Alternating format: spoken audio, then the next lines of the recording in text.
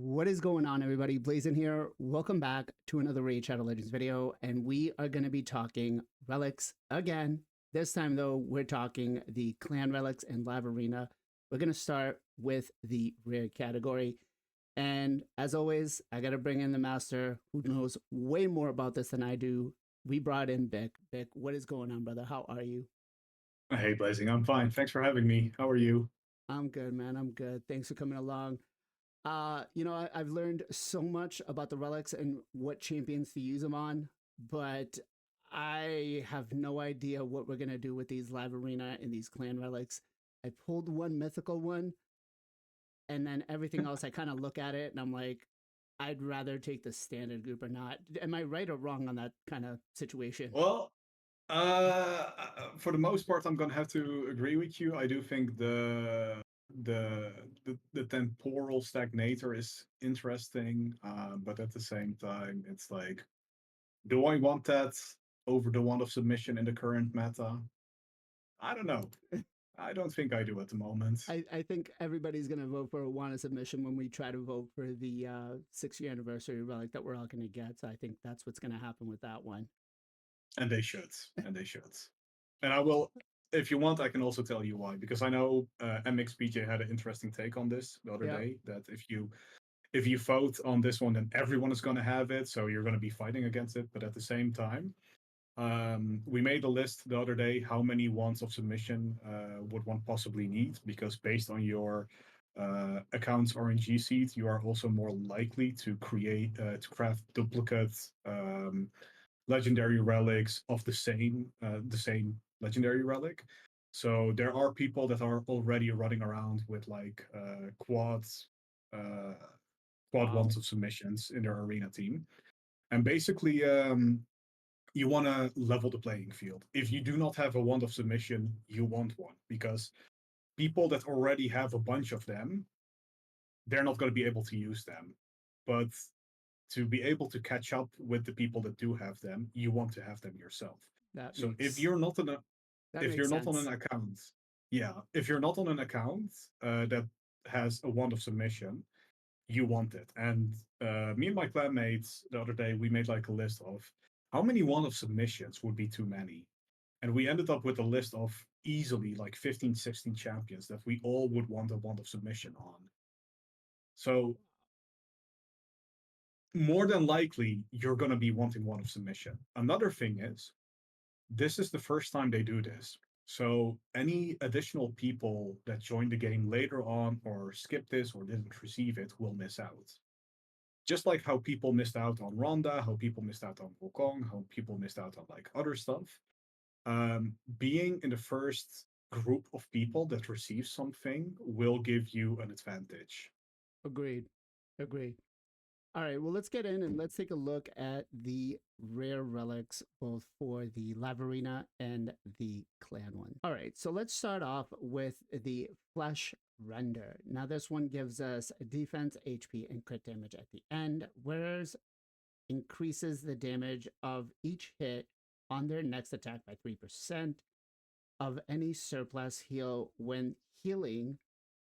Damage cannot be increased by more than 20,000 and will reset after each attack.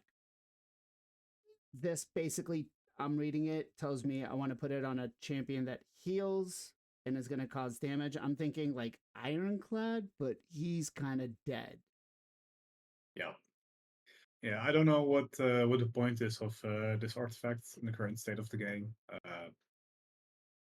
20,000 damage is also kind of low, I would say. Ironclad definitely pops up as the first champion that would want something like this. So maybe with the upcoming faction wars, there's going to be maybe some challenge that requires you to use an ironclad and this, but otherwise, this is just straight up a chicken. This is I'm also there's thinking no. I'm also thinking Aislinn because he heals off the shield that he uses. That could possibly help, Yeah, but I don't know. but It's not. It doesn't scream out like I want to use this at all. if you're an Aislinn enjoyer, you're probably running him in something like Hydra, and you probably have better artifacts than this one. This I, is just I love my Aislinn, but I've never used them in Hydra. okay. Ever. Well, there are some Trundafina comps that use Aislinn because he does bring the provoke and the decrease speed. Fair But enough. yeah, no, this is this artifact is just straight up bad. It's a chicken. Do not invest in this. Okay. Yeah, I don't use my Aislinn in anywhere other than Arena, just because if you try to use him in Hydra, the fear mechanic that he's supposed to not have or not let you take doesn't work. Mhm. So I wish that was something we could use. Um, moving on to blackish shroud fan. Black Shroud. Black shroud fan. There we go. HP, defense, and resistance, where it receives 2% less damage from ally protections uh, on buffs on them. So this is actually for, if I'm thinking like clan boss type of situation where we're running an ally protection or arena, but this goes on a support champion as opposed to a nuker, correct? Yeah, so the one that stands out is Toragi for me, because the wearer receives less damage from ally protection. So um, whenever an ally that has ally protection on them, the person who has this artifact equipped, they are the ones that take damage from the ally protection, right? Because they are taking the damage away from their allies. So yeah, if this is a early game relic, if you're struggling in clan boss or maybe in early game Hydra and you have something like a physics with ally protection or a Toragi for clan boss, um, and they're having a hard time staying alive, you could consider using this, but outside of like early game niche situations, this artifact isn't going to be it's not going to be amazing. A lot of people are gonna go with something else than this. Okay. Let me ask one question. So this does book up to 8%, and then it specifically says ally protection effects or buffs placed on them. Does By Guardian then, set placed by them? Yes. yeah. Effects or buffs placed by them. Does Mhm. this count Guardian set? So Guardian set has an ally protection into it. Can we use this with that? Does Guardian set place above? No. Is No, it an but effect? it's an effect. Yes. Okay, so Yes. we could So you use could that use it. together. Okay, Yeah. that's good to know. Yeah. So if you are going to use an ally protection champion that, with a guardian set, you could definitely use this. So that's good to know. What about the bulwark mastery? Does that work with it as well too? That's an interesting one.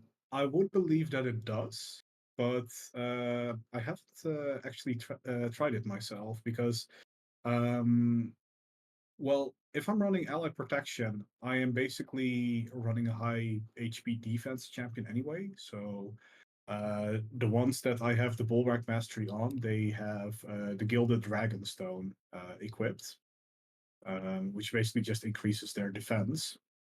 Um, so even then, like, yeah, do you want the flat damage reduction only when the effect applies or when the buff is up, or do you just go for the added defense and yeah, and just be satisfied with that? Yep.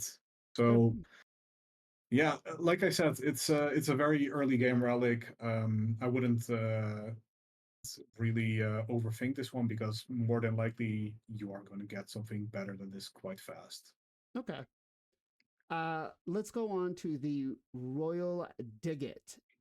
This one looks kind of creepy, just a nail with a ring, and like I don't know what Plarium was thinking. But this gives us attack, HP, and crit damage. Yeah. Wearer has a 20% chance to decrease incoming damage by 10%, and this books up to 10, 20, 30, 40% damage reduction and 60% chance to remove it. If I'm not if I'm reading this correct. No. It only increases the damage reduction chance. The So damage reduction. the damage reduction itself is always 10%, and the chance of reducing the damage by 10% goes up. Okay. So then it's 50% of reducing the damage coming in by 10%. I guess Yeah. at this point, nothing crazy with this one as well. I'm not looking anything This is extravagant. this is basically poor man's aspect of Siret, Okay. right? Or- This is So even the stats on it don't make sense because it gives attack in the first row and then HP, and then for some reason it gives crit damage in the last stat slot. could we, Um, I, yeah, if we don't have an aspect of Seraph, we could put this on like a roto, so right? yeah. If you're very desperate, like I still wouldn't put. Yeah, it gives attack, HP, and crit damage, but that Well, is one heck of a budget rotos you're running. not everybody's a whale. Not everybody's a whale, you know?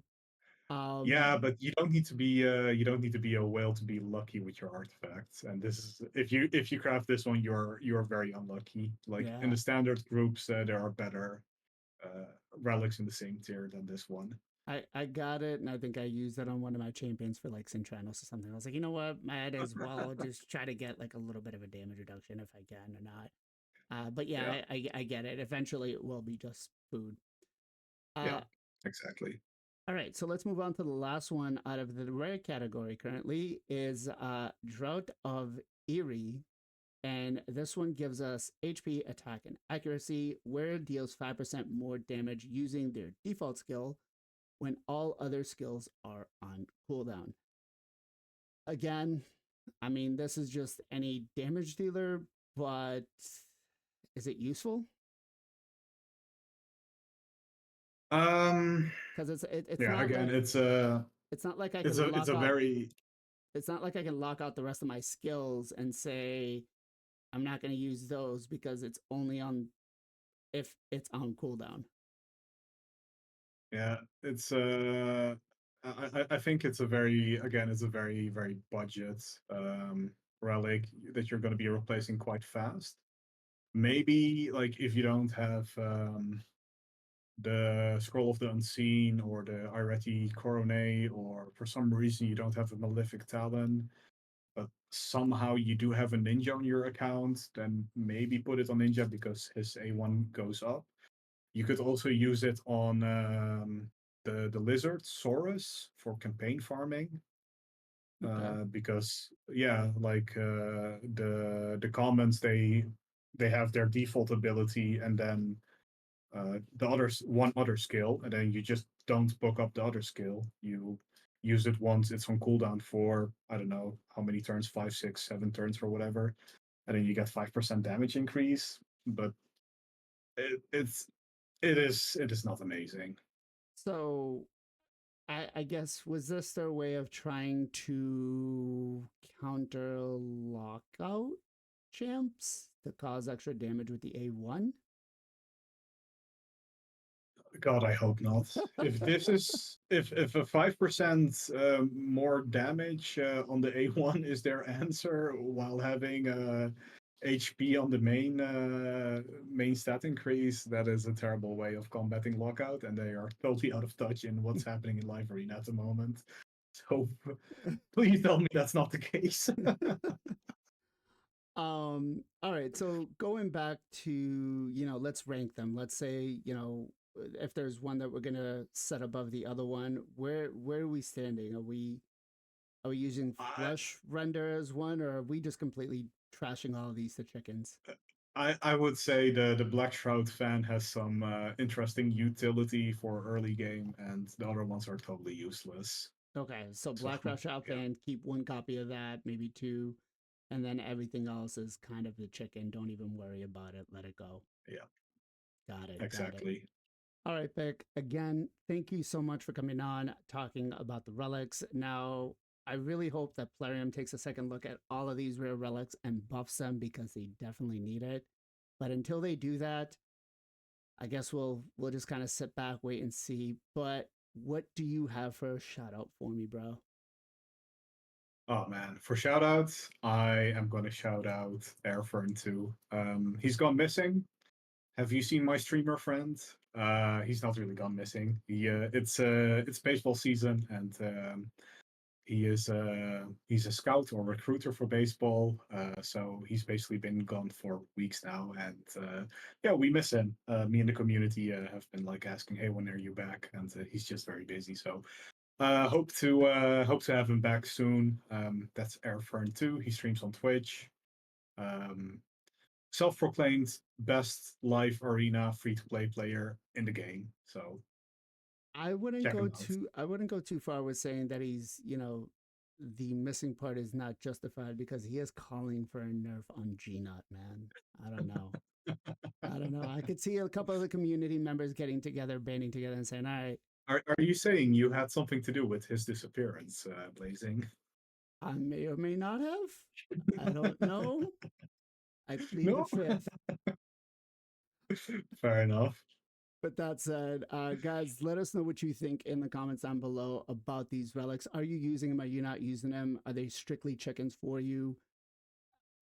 Should they buff them? And if so, let us know what you guys think they should change on them. Join us every Sunday, 2 p.m. EST for the Knights of Teleria podcast, where we dive into the world of Raid Shadow Legends, discussing everything from free-to-play strategies to pay-to-win insight, and covering the journey from early to mid-game. Whether you're a newbie or a seasoned player, we have something for everyone. Don't miss out on the Knights of Teleria podcast, the only podcast for Raid Shadow Legends. As always, everybody, much love, much appreciation. Be safe, be well, be good to each other. We'll catch you guys next time.